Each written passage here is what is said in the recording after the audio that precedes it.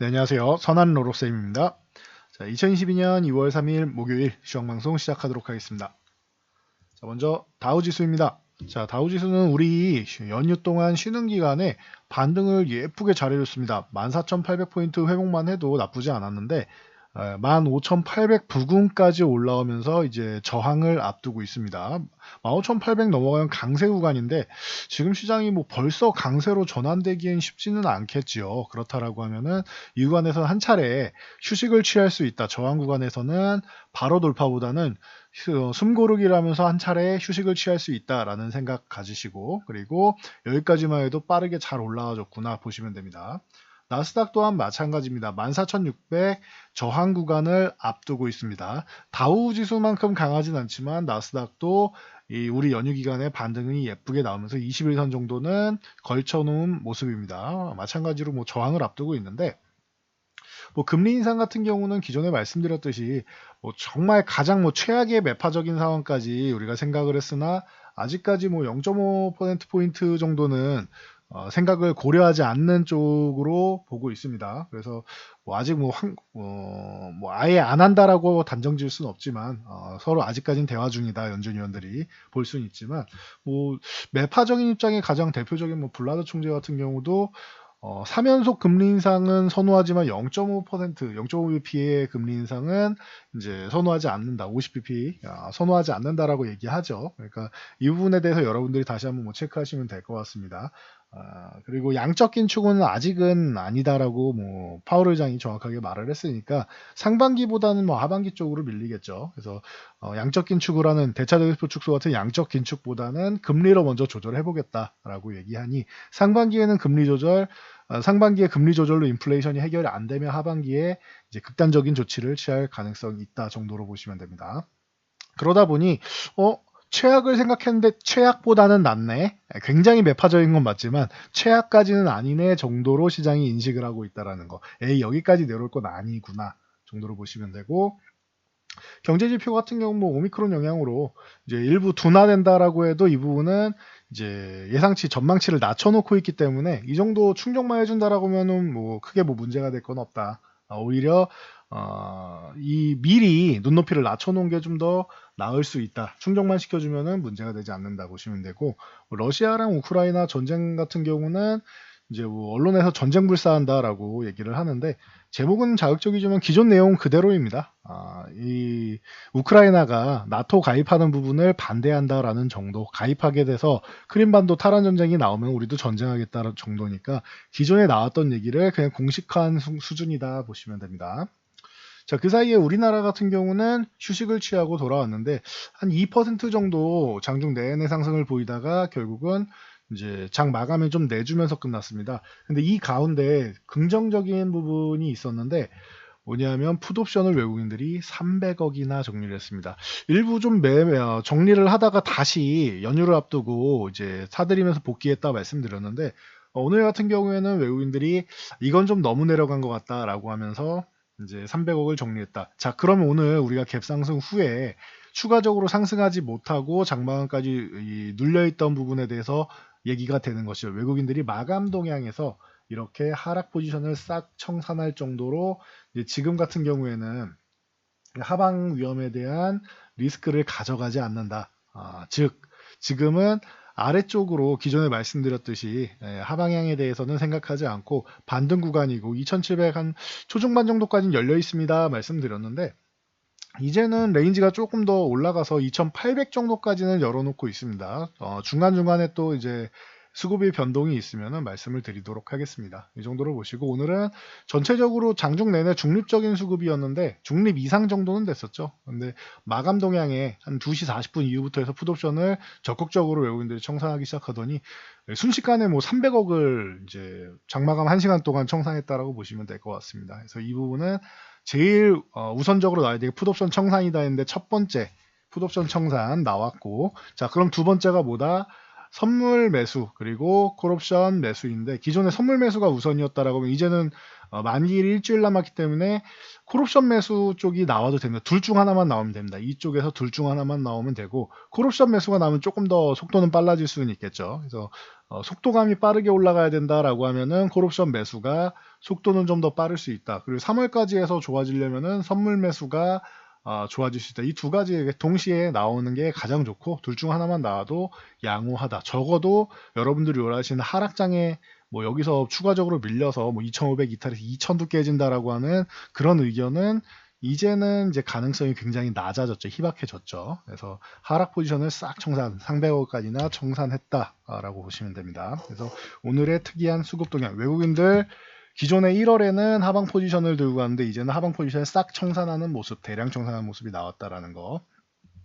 자, 그리고 코스닥 같은 경우도 한 2% 정도 상승으로 마감했는데 900포인트 요 구간에 뭐 살포시 저항을 느낄 수 있다. 근데 코스닥은 많이 밀려도 괜찮다. 그리고 많이 밀려도 빠르게 회복되는 게 가능하다. 오히려 신용장고를 털고 가는 게 낫다라고 누누이 말씀드렸습니다. 900포인트 지금 너무 많이 밀린 상황이었고 900포인트 같은 경우는 이렇게 한 차례 저항은 받을 수 있지만 이 구간 회복하면은 다시금 이제 뭐 중립 구간 쪽으로 올라설 수 있고 그리고 나서 이제 강세 구간으로 넘어가는 건 어렵지 않다라는 거. 그래서 코스닥 같은 경우는 이제 여러분들이 코스피가 걱정이 되는 거지 코스닥은 걱정할 필요 없다. 코스피는 내내 약세 구간이었고 코스닥은 뭐 상반기 내에 다시 한번 뭐 고점 돌파하는 건 어렵지 않다. 정말 빠르면 뭐 1분기 말쯤에도 강세 구간으로 넘어갈 수 있고 1분기 안에 강세 구간으로 넘어갈 것이고 그리고 상반기 안에는 고점 다시 넘어갈 가능성이 굉장히 높다라는 거 참고하시면 될 것 같습니다. 자, 그에 비해 뭐 반도체주 같은 경우는 크게 이제 올라오지를 못했는데 이 삼성전자랑 SK하이닉스 같은 경우는 이제 기술주 쪽이 좀 약했었기 때문에 그리고 이제 오늘 장 마감 후에 뭐 메타 실적 발표가 있었는데 이 메타가 뭐 실적 쇼크, 어닝 쇼크를 통해서 이제 뭐 급락이 나오고 있습니다. 그러다 보니까 이제 전체적으로 좀 영향을 IT 섹터, 기술주 속 섹터에는 좀 전체적으로 좀 영향을 미쳤다 정도로 보시면 됩니다. 그러나 삼성전자랑 하이닉스 같은 경우는 올해 실적 추가적으로 좋아지는 부분에 대해서 이견이 없습니다. 그러면은 안정적인 종목이다라고 보시면 되고 그래서 이 삼성전자보다는 기존에는 이제 삼성전자는 이제 좀 무거운 종목이고 하이닉스가 조금 더 유리할 거다라고 말씀드렸습니다. 오로지 디램 쪽에 집중되어 있는 하이닉스 같은 경우는 마이크론 테크놀로지가 업계 3위임에도 불구하고 사상 최고 이 고점 돌파를 하고 지금 쉬고 있는데 하이닉스 같은 경우 업계 2위죠. 삼성전자 업계 1위고 1, 2위가 이제 치킨 게임에서 유의하게 살아남은 업체들인데 마이크론은 이제 3위였던 일본의 엘피다를 인수해서 3위가 된 거죠. 이렇다 보면은 이제 삼성전자와 하이닉스 같은 경우는 요 디램 시장을 뭐 거의 한 70%를 둘이 점유하고 있는데 이 하이닉스 같은 경우는 디램에 아예 특화가 돼 있죠. 삼성전자는 가전도 있고 스마트폰도 있고 뭐 여러 가지를 이제 산업을 다 하는데 그에 비해 디램에 특화되어 있는 하이닉스가 좀 더 탄력적으로 가볍게 움직일 수 있다라는 거 누누이 말씀드렸는데 하이닉스 같은 경우는 장중에 굉장히 좋은 모습 보이고 사상 최대치 실적 발표 거기에 뭐 추가적으로 주주 환원 정책 같은 경우도 거론되고 있으면서 뭐 긍정적인 모습을 보였습니다. 마감 동향에 지수를 이제 쓱 누르면서 하락 포지션 청산하냐고 밀리긴 했지만 13만 원 다시 도전하는 건 어렵지 않아 보입니다.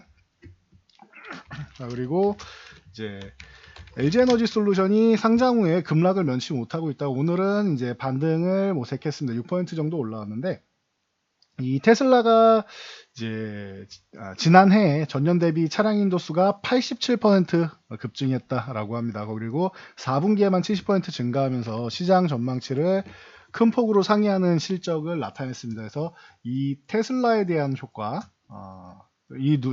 그대로 누리고 있고 그리고 그 LG에너지 솔루션과 이제 GM의 이 합작법인이죠. 얼티엄 셀즈가 4공장 증설 예정이라고 합니다. 그래서 이게 4공장 증설을 한다라고 하면 여기에 또 플러스 알파 요인으로 긍정적인 이슈를 받을 수 있겠죠. 여기에 최근에 이제 리튬 공급에 대해서 이제 좀 문제가 많이 불거지고 있는데, 독일 발칸에너지에서 이제 수산화 리튬 공급을 이제 받기로 하면서 공급망 안정화까지 꾀했다라고 해서 LG에너지솔루션이 긍정적인 모습. 여기에 이제 LG화학을 비롯해서 2차 전지 관련주들이 전체적으로 이런 이슈를 받아서 긍정적인 모습을 보입니다. LG화학도 이제 66만 원 구간 이탈했다 다시 한번 뭐 재회복, 이중 바닥을 이제 완성하는 모습이죠. 근데 LG화학보다는 LG에너지솔루션 쪽으로 이제 수급이 좀 쏠릴 수 있고, 이쪽은 이제 양극재나 이런 기초 화학 쪽으로 좀 보시는 게 맞을 것 같습니다. 그리고 뭐 가장 뭐 밀접한 LNF라던가 아니면 뭐 첨보라던가 이런 기업들 전체적으로 다 올라왔다라고 보시면 될 것 같습니다.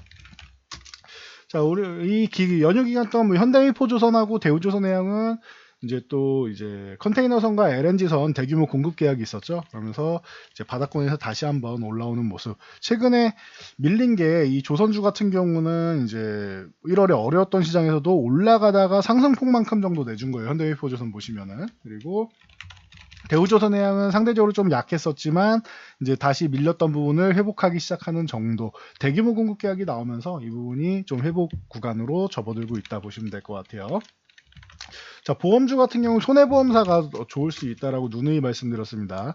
DB 손해보험을 비롯해서 현대해상이라거나 뭐 코리안리, 뭐 하나손해보험 같은 손보사들이 역시나 금리 인상 수혜를 가장 뭐 강력하게 받는 종목들로 해서 손보사를 가장 대표적으로 꼽을 수 있다라고 말씀드렸고, 자, 삼성생명이라던가 뭐 하나생명, 미래에셋생명 같은 생보사들도 올라오긴 했습니다. 그런데 생보사는 확실히 밑에 있고 손보사는 위에 있죠. 그래서 손해보험 쪽이 좀 더 유리하다라는 거 다시 한번 체크하시기 바랍니다. 그래서 금리 인상 시기에 관련주를 이제 해지 용도로 내가 기술주를 너무 많이 들고 있다면은 이런 금리 인상 수혜주를 한 종목 혹은 두 종목 정도 가져가는 것도 방법이 될 수 있습니다. 안정적으로 가기 위해서는 금리 인상 수혜주 하나, 뭐 배당주 하나, 그리고 기술주 이런 식으로 들고 가시는 것도 방법이 되겠죠.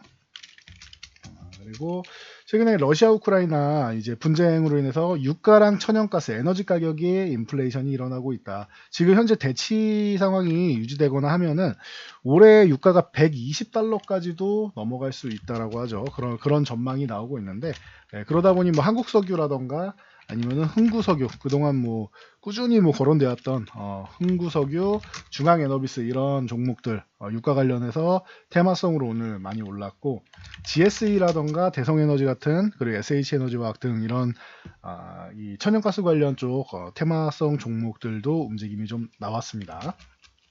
자, 이렇게 유가와 천연가스 가격이 오른다라고 하면은 대체 에너지도 좋다라고 말씀드렸습니다. 두산중공업 같은 경우는 이제 뭐 크게 움직이는 못했지만 뭐 바닥권에서 반등이 좀 필요한 시점이고, 한전산업이나 이런 뭐 한전기술, 한신기계, 일진파워 같은 종목들이 이제 EU에서 원자력 발전이 녹색이냐 아니냐 이 부분에 대해서 녹색으로 분류했다 말씀드렸습니다. 독일이랑 오스트리아랑 뭐 몇몇 국가에서는 좀 반대한다라고 하는데, 이 녹색 분류 규정안이 확정 발의되었다라고 하면서 이제 좋은 모습 보이면서 바닥에서 반등이 나오기 시작한다 라고 보시면 됩니다.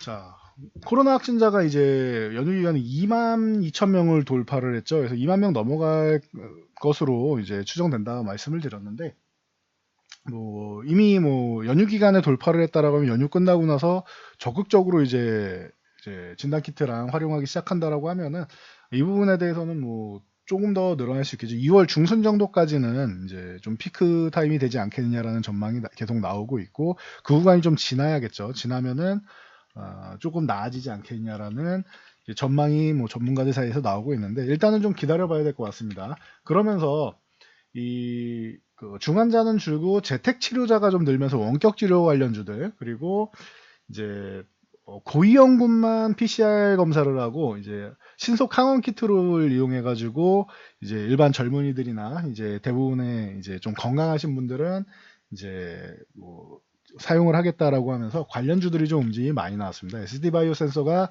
조금 무겁게 움직이다가 이제 뭐 오늘 상한가에 들어가면서 좋은 모습 보였고, 시젠이라던가 이런 종목들도 바닥권에서 다시 한번 수급을 불러일으키는 모습. 휴마시스는 이제 미국에 꾸준히 이제 진단 키트 공급 계약 나오면서 좋은 모습 보이고 있죠. 액세스바이오나 뭐 등등해서 좋은 모습 보이고 있고, 일동제약이나 이제 현대바이오 같은 경우는 이제 치료제 쪽으로 해서 이슈가 나왔죠. 그래서 일동제약은 이제 또 효능이 좀 경구용 치료제 시오노기와 공동 개발한 경구용 치료제가 가장 먼저 개발된다라고 말씀드렸고, 효능이 있다라는 얘기가 나왔습니다. 그러고 4월에 긴급 사용 승인 노린다라고 꾸준히 말씀드렸으니까 참고하시면 될 것 같습니다. 신고가 달성을 했네요. 네, 참고하시고, 네, 거기에 뭐 셀트리온 같은 경우도 관련 쪽으로 해서 미국에서 이제 휴마시스와 함께 진단 키트 같은 경우가 공급이 되고 있는데, 꾸준히 이제 공급 계약을 좀 늘리고 있습니다. 그래서 좀 과하게 많이 밀려 있는데, 이 정도는 뭐 양의 기별도 안 가는 수준이라고 반등이라고 생각할 수 있지만, 일단은 뭐 좋은 소식은 계속 쌓고 있다라는 거. 그러면은 결국 실적이 좋아진다라고 하면은 지금 당장이야 뭐 이제 주가는 이제 하방향으로 이제 수급적으로 누르고 있는 형국이지만, 결국에는 시간이 지나고 오면 좀 이제 제자리를 찾아갈 가능성이 높다라는 거 보시면 될 것 같습니다. 올해 끝나고 나서 실적을 체크했을 때는 이 종목은 제가 볼 때는 35만 원 아래 있을 종목은 아닐 거라고 보고 있고, 만약에 코로나가 이제 뭐 지금 아직까지는 유행하고 있는데 상반기 정도에 마무리가 된다, 하반기에 정상화가 된다라고 하면은 이제 대면 영업이나 이런 부분이 가능하다라고 하면, 셀트리온 같은 경우 하반기 쪽까지 생각하면은 그렇게 되면은 이제 35만 원이 한 40만 원 이상 나오는 게 정상이라고 봅니다. 근데 지금은 과하게 지금 주가가 좀 낮게 평가가 돼 있지요. 그래서 당장 뭐 반등 시그널이 정확하게 나오진 않았습니다. 좀 더 거래량도 실어줘야 되고 여러 가지 이제 분식회계 부분도 빠르게 처리하고 여러 가지 처리해야 될 이슈는 많지만, 지금 가격적으로는 좀 메리트가 있다 정도로 보시면 될 것 같습니다. 그래서 모아가는 종목으로는 뭐 이만한 종목이 없죠. 그래서 참고하시고요. 자, 그리고 이제 원격 진료나 이쪽으로는 인성정보나 이제 비트컴퓨터, 유비케어, 인피니티 헬스케어 같은 종목들 누누이 말씀을 드렸으니까 이 종목들 항상 뭐 체크해 보시고, 여기에 메디아나 같은 경우가 이제 환자감시 장치 쪽으로 해서 언제나 이제 열려 있는 쪽이니까 원격 진료 부분 쪽에서는 항상 이제 보시면 될 것 같습니다. 엮어서 보시면 될 것 같습니다. 하나 디펜스가 이집트에 약 2조 원 가까이 되는 1조 9,900억이죠. K9 자주포와 이제 탄약 운반차 계약을 했습니다. 그래서 방산 테마주들이 움직였는데, 최근에 한일 단조가 바닥권에서 움직이기 시작한다라고 말씀드렸는데 올라갔다 살짝 쉬었죠. 2,700원 구간에서 지지를 받고 다시 한번 올라오는 모습입니다. 그 외에 뭐 빅텍이라던가 뭐 가장 뭐 방산 테마로 기본적인 종목이죠. 빅텍, 뭐 휴니드, 포메탈 뭐 이런 종목들, 뭐 평화산업 이런 종목들이 움직임이 나왔습니다. 자, CJENM이 이제 SM 인수를 위해서 넷마블 주식을 절반 매도한다라는 소식이 나왔습니다. 그러면서 이제 뭐 기술적 반등과 함께 이제 SM그룹주들이 청신호를 보이면 인수에 대해 청신호를 보이면서 이제 전체적으로 반등이 나왔습니다. SM이 5.6%고 SMCNC 같은 경우가 아예 오늘 상한가에 진입을 했습니다. SM 라이프 디자인 같은 경우도 좋은 모습 보였고, 그리고 자, 갤럭시아 SM 같은 경우도 뭐 상승이 나오면서 좋은 모습 보였다 보시면 될 것 같습니다. 거기에 이제 키스트 정도까지만 좀 얹어주면 되겠죠. 키스트는 11,000원 구간 살짝 이탈했다가 회복되는 모습 굉장히 좋네요. 그래서 참고하시면 될 것 같습니다. 자, 오늘 이슈는 이 정도까지 말씀드리고 물러가도록 하겠습니다. 그 외에 뭐 YJN 게임즈가 이제 원 유니버스 출범한다, 뭐 삼표 시멘트가 이제 삼표 산업이 운영하는 양주채 석장 매몰 사고 이런 부분들이 뭐 부가적으로 있는데, 뭐 일단 매몰 사고나 과거에 뭐 광주 붕괴 사건도 그렇고 이런 부분에서 인명 피해가 굉장히 안타까운데, 코로나도 그렇고 이런 적어도 이렇게 인명 피해는 좀 없는 부상이나 인명 피해 같은 경우는 좀 없이 좀 안전하게 조금 진행됐으면 하는 바람이 있습니다. 새해에는 사건 사고 없이 우리 증시도 좋은 일만 가득하기를 다시 한번 기원하도록 하겠습니다. 오늘은 가장 중요한 포인트는 외국인 이 풋옵션 구간 하락 포지션을 대량 청산했다라는 소식 전해드리면서 저는 이만 물러가도록 하겠습니다. 영상이 도움되셨다면 좋아요와 댓글 하나씩 남겨주시고요. 영상 잘 참고해서 모두 안전 투자하시기 바랍니다.